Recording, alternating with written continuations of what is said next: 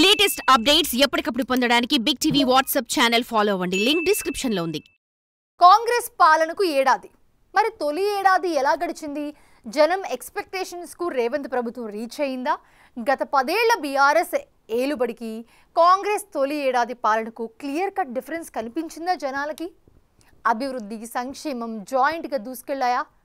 మీరే చూడండి.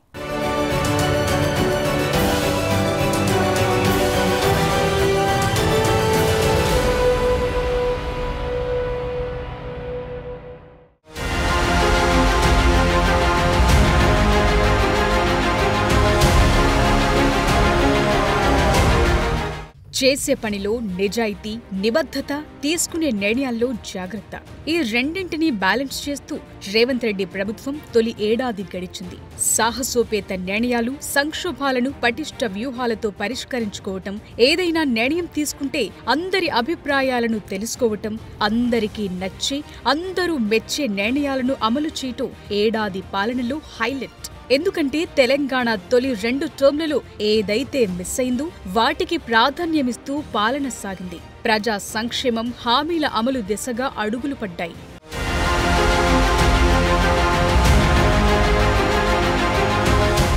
2023 డిసెంబర్ 7న రేవంత్ రెడ్డి ముఖ్యమంత్రిగా ప్రజా ప్రభుత్వం తెలంగాణలో కొలువుదీరింది. తొలి రోజు 6 గ్యారంటీలపై సంతకాలు, ప్రొఫెసర్ జయశంకర్ స్వస్థలాన్ని రెవెన్యూ గ్రామంగా ప్రకటించడం, దివ్యాంగురాలికి ఉద్యోగం, ఇలాంటి వాటితో మొదలైంది. ఆ తర్వాత 2 రోజులకే డిసెంబర్ 9న మహాలక్ష్మి పథకం అమల్లో భాగంగా మహిళా సాధికారత కోసం మహిళలందరికీ ఉచిత బస్సు సౌకర్యాన్ని ప్రారంభించారు. ఈ స్కీమ్ ప్రారంభమైన నాటి నుంచి నవంబర్ 3వ తేదీ వరకు 3,541 కోట్ల రూపాయలను మహిళలు ఆదా చేసుకున్నారు. అటు ఫిబ్రవరి 27, 2024న 500కే ఫ్రీ సిలిండర్ పథకాన్ని ప్రారంభించగా 46 లక్షల కుటుంబాలకు లబ్ధి జరుగుతోంది. మరోవైపు రాజీవ్ ఆరోగ్యశ్రీ పథకం కింద 10 లక్షల వరకు ఉచితంగా వైద్యం అందిస్తున్నారు. 90 లక్షల కుటుంబాలకు 1672 విభిన్న ప్యాకేజీలు అందుబాటులోకి తీసుకొచ్చారు. ఇంకో హామీ 200 యూనిట్ల దాకా గృహజ్యోతి. ఈ స్కీమ్ కింద 49 లక్షల కుటుంబాలు లబ్ధి పొందుతున్నాయి.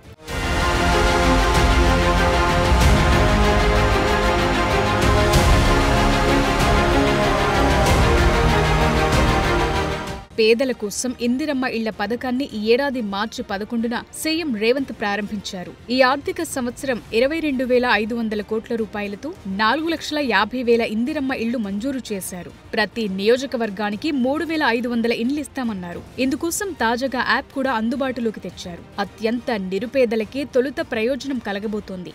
గతంలో ప్రజలకు ప్రభుత్వానికి మధ్య కనెక్షన్ కట్టన్నట్లు వ్యవహారముండేది. సమస్యలు చెప్పుకునే పరిస్థితి ఉండేది కాదు. నాటి ప్రగతి భవన్లోకి ఎవరికి పర్మిషన్ ఉండేది కాదు. కానీ ప్రజా ప్రభుత్వంలో మాత్రం ప్రజా దర్బార్ నిర్వహించారు. ప్రగతి భవన్ ముళ్ల కంచెలు తొలగించి మహాత్మా జ్యోతిబా పూలే ప్రజా భవన్ గా మార్చారు.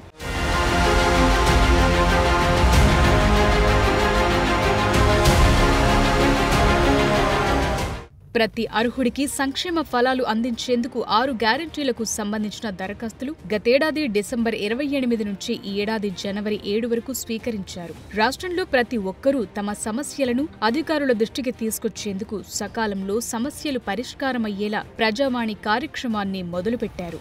వీటి కోసం ఓ పోర్టల్ ఏర్పాటు చేశారు. ఇక సంక్షేమం విషయంలో కీలకమైంది రైతుల కోసం చేపట్టిన కార్యక్రమాలు. రైతు రుణమాఫీని చాలా ప్రాధాన్యాంశంగా తీసుకుని తొలి ఏడాదిలోనే రైతుల్ని రుణాల నుంచి విముక్తి చేయించారు. ఎందుకంటే గత ప్రభుత్వ హయాంలో రుణాలు టైంకు మాఫీ కాక వాటి వడ్డీ భారం కూడా రైతులపై పడింది. కానీ ఈ ప్రభుత్వం మాత్రం అలాంటి పరిస్థితి రాకూడదని రుణమాఫీకి 21,000 కోట్లను తొలి ఏడాదిలోనే కేటాయించి దేశంలో ఏ రాష్ట్రంలోనూ జరగని విధంగా రికార్డు సృష్టించింది రేవంత్ ప్రభుత్వం.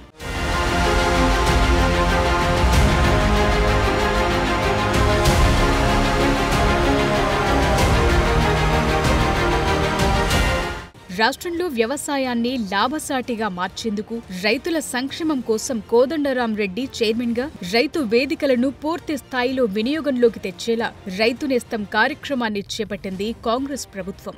యాసంగి పంటకు పెట్టుబడి సాయంగా ప్రభుత్వం రాష్ట్రంలోని రైతులందరికీ రైతు భరోసా నిధులు పంపిణీ చేశారు. అటు పంటల బీమా గతంలో లేక చాలా సందర్భాల్లో రైతులు నష్టపోయారు. కానీ ఇప్పుడు ప్రధానమంత్రి ఫసల్ బీమా యోజన పథకంలో రాష్ట్రం చేరింది. ఈ పథకం కింద రైతులు చెల్లించాల్సిన బీమా ప్రీమియం కూడా రాష్ట్ర ప్రభుత్వమే చెల్లిస్తుంది. అటు రాష్ట్ర ప్రభుత్వం రైతుల నుంచి కొనుగోలు చేసే సన్న ధాన్యానికి ప్రతి క్వింటాకు ప్రభుత్వం 500 రూపాయలు బోనస్ చెల్లిస్తోంది. ధాన్యంలో తేమ, తాలుతో రైతులు నష్టపోకుండా ఉండేందుకు ప్రభుత్వం కొనుగోలు కేంద్రాల్లో ఏర్పాటు చేశారు. అధునాతన డ్రైయర్లు, ప్యాడీ క్లీనర్లు, టార్పలిన్లను అందుబాటులో ఉంచారు. ప్రభుత్వ పథకాలు, ప్రభుత్వం చేపట్టే కార్యక్రమాలను సమర్థంగా అమలు చేసేందుకు రాష్ట్ర ప్రభుత్వం ప్రతి ఉమ్మడి జిల్లాకు ఐఏఎస్ను ప్రత్యేక అధికారిగా నియమించింది. సో సంక్షేమంలో ఎక్కడా లెక్క తగ్గకుండా డీల్ చేసింది రేవంత్ రెడ్డి ప్రభుత్వం.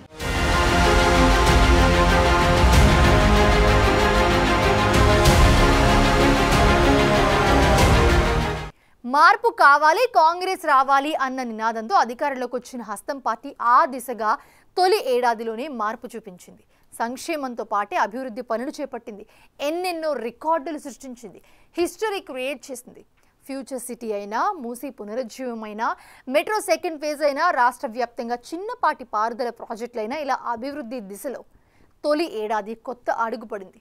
మొత్తం 24 కొత్త పాలసీలను సీఎం తొలి ఏడాదిలోనే టేకప్ చేశారంటే వచ్చే 4 ఏళ్లలో దశ దిశ ఎలా మారుతుందో అర్థం చేసుకోవచ్చు.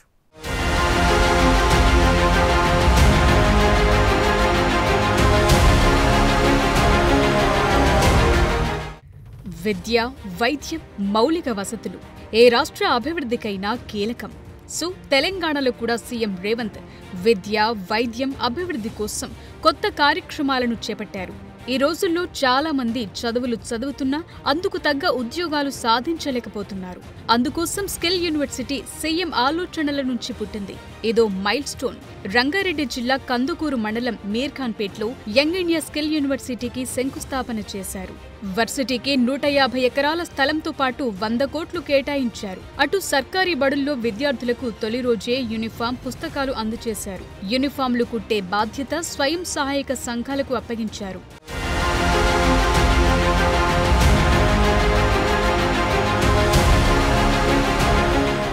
రాష్ట్ర వ్యాప్తంగా 119 అసెంబ్లీ నియోజకవర్గాల్లో అంబేద్కర్ నాలెడ్జ్ సెంటర్ల ఏర్పాటుకు నిర్ణయం తీసుకున్నారు. కోచింగ్లకు ఖర్చు లేకుండా ప్రభుత్వం ముందు చూపుతో ఈ కార్యక్రమాన్ని టేకప్ చేస్తోంది.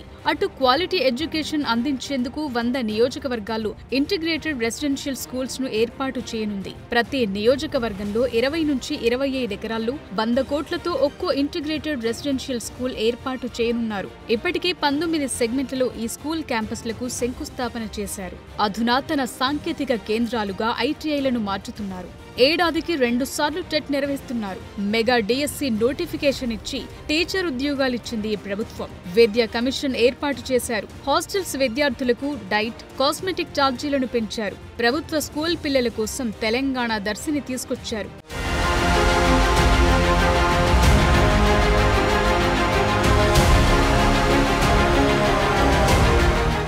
సింగరేణిలో కారుణ్య నియామకాలు చేపట్టడం, కాంట్రాక్టు కార్మికులకు కూడా తొలిసారిగా బోనస్ ప్రకటించడం ఈ ప్రభుత్వంలో తీసుకున్న కీలక నిర్ణయాలు.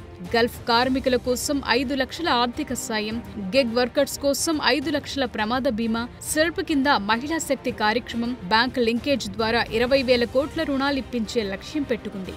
ఇందిరా మహిళా శక్తి పాలసీ తీసుకొచ్చింది. మహిళా సంఘాలకు వడ్డీ లేని రుణాలు, ఇందిరా జీవిత బీమా పథకం, ఇందిరా రుణ బీమా పథకం ఇవన్నీ మహిళల కోసం తొలేడాదిలో తీసుకున్న నిర్ణయాలు.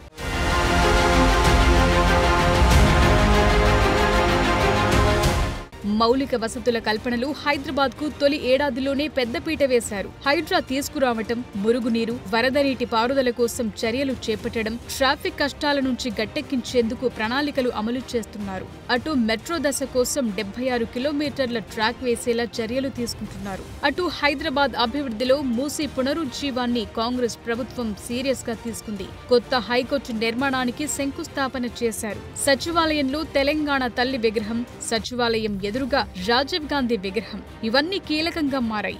30 ప్రాంతాల్లో హైడ్రా 114 ఎకరాల ప్రభుత్వ భూమిని స్వాధీనం చేసుకుంది. 310 అక్రమ నిర్మాణాలను కూల్చివేశారు.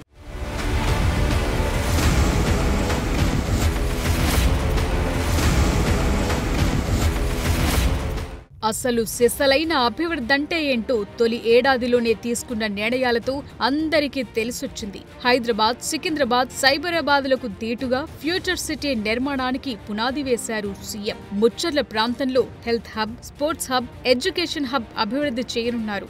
ఆగస్టు 2న జాబ్ క్యాలెండర్ ను రిలీజ్ చేశారు. వచ్చే ఏడాది నోటిఫికేషన్ స్కెడ్యూల్స్ కూడా ఇచ్చేశారు. ఇలా జాబ్ క్యాలెండర్ ఇచ్చిన తొలి ప్రభుత్వం కూడా ఇదే.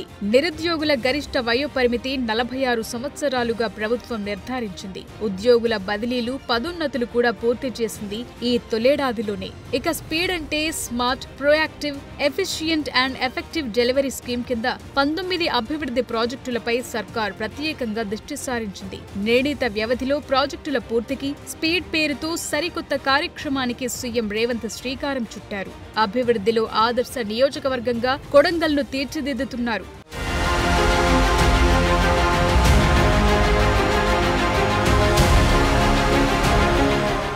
ఆర్థిక వృద్ధిలో తెలంగాణ జీడీపీ 9.2% నమోదైంది. విదేశీ ప్రత్యక్ష పెట్టుబడుల సాధనలు తెలంగాణ దేశంలో 4వ స్థానంలో నిలిచింది. గతంలో 9వ స్థానముంటే ఏడాదిలోనే సీన్ మొత్తం మార్చేశారు. బొగ్గు ఉత్పత్తిలో సింగరేణి రికార్డు సాధిస్తే విద్యుత్ ఉత్పత్తిలో కేటీపీఎస్ రికార్డు సృష్టించింది. విద్యుత్ వినియోగంలో రికార్డ్, ధాన్యం కొనుగోళ్లలో 10,000 కోట్ల రూపాయల చెల్లింపులతో రికార్డ్. ఇలాంటివెన్నో ఈ ఏడాది కాలంలోనే జరిగాయి. సో రాష్ట్ర ఉజ్వల భవిష్యత్ దిశగా 2వ ఏడాదికి స్వాగతం పలుకుతోంది ప్రజా ప్రభుత్వం.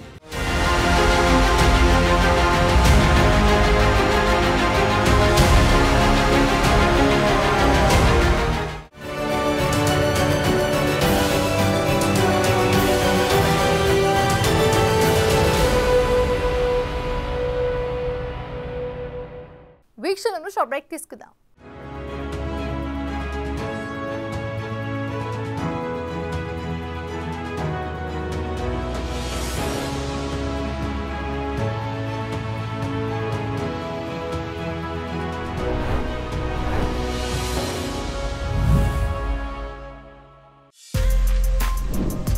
For more videos like this, subscribe Big TV channel.